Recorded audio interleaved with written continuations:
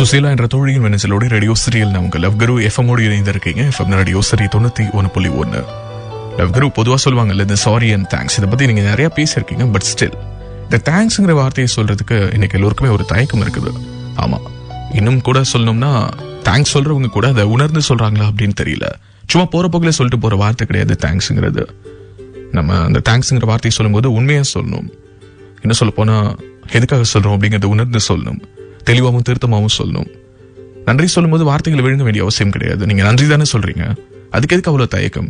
ஒருத்தவங்க உங்களுக்கு பண்ண உதவி உலமாற அவங்களுடைய மனசை தொட்டுச்சு அப்படின்னா அவங்களுக்கு நீங்க தேங்க் பண்றீங்க, அவ்வளவுதான்.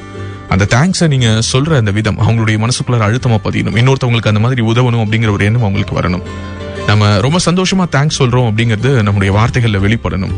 அதே மாதிரி யாருக்கு தேங்க்ஸ் சொல்றோமோ அவங்கள நேருக்கு நேரா பார்த்து அவங்களுடைய கண்களை பார்த்து தேங்க்ஸ் சொல்லணும். காதலை மட்டும் தான் கண்ணோட கண் பார்த்து சொல்லணும்னு அவசியம் கிடையாது. நன்றியையும் கண்ணோட கண் பார்த்து சொல்லணும். இதெல்லாம் பொதுவா ரூல்ஸ் அப்படிங்கிற மாதிரி கிடையாது.